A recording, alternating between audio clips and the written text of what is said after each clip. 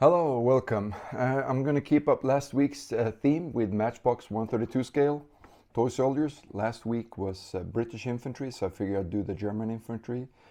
This time, kind of opposing forces. This set is kind of curious, has me a bit puzzled as far as the poses and the poses of another major manufacturer at this time, which there weren't that many, of course. So stick around and check that out. I'm going to tell you what I'm thinking. And then also stay around for the close-ups because this is a very nice figures. Box art, acrylics, very nice. A few of the poses in the set, and then a close-up of one soldier. I really like that. Of course, Matchbox called these combat troops, not infantry. So as a kid, it sounds kind of cool, I guess. On the one side, there's two prone riflemen and the machine gunner. Other side has, as always, the poses in the set, the figures, but there's 10 figures here, and then nine poses in the set, so there's two flamethrower guys. On the back, of course, some painting instructions, and as it says here, painting, wash the figures thoroughly with detergent. Colors listed are from the Humbrol range, so you have the numbers for the Humbrol colors. And I didn't look at this time, but last time I mean, but it has instructions in English, French, German, Italian, Spanish, and Japanese, but nothing in Swedish. It's very curious. This box is from 1983. It's a pretty decent shaped box, and the figures are really nice. Still has the little plastic knobs, what you want to call them, from the casting. Yeah, first off, the grenade guy. This was always one of my favorite when I was a kid, the guy throwing a grenade. It's a very nice figure, very nice pose, looks very natural, but I think the grenade is kind of small, and also the rifle. I think the rifle looks more like the Gewehr 3340 that the Gebirgsjäger used. Hope I say that right, but the mountain troops, that's about 1 meter long, and the Car 98 is about 1.1 meters, so about 10 centimeters difference. But it's a very nice figure, very nice details. Has some weird little thing on the back here. I don't know if that's a mistake or if someone knows what the heck this is. Rifleman, as always. Oops. Standing, kneeling, bread and butter of any kid's army. Very nice figures. And then you have, of course, you need someone running. This one at least has a bayonet on. I like that. Machine gunner. No clue what kind of machine gun this is. It's not an MP40, but Airfix has the same thing. No clue what it's supposed to be.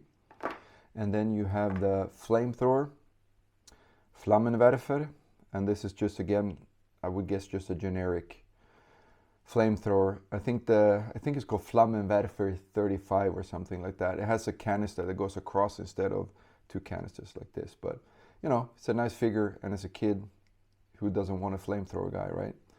Machine gunner, also very nice. I think this is closer to a MG42 than a 34, or just like a generic machine gun. Officer, this one is very cool, very relaxed, almost like a James Bond villain. I expect you to die, Mr. Bond. I like he's got the little map case or whatever it is. But the thing with these now, then, I was talking about that there's 9 poses in this set, and the Airfix set has 8. But if you look at the other sets, there's nothing from Matchbox that gets close to Airfix as far as poses, really, you know, figure for figure. But this one, yeah, sure, they're not the same, but they're posed kind of the same, right? It's not pointing, it's not using binoculars or nothing, right? Then you get the grenade guy. Sure, not the same, but not that different either. Of course, you got your bread and butter standing rifleman.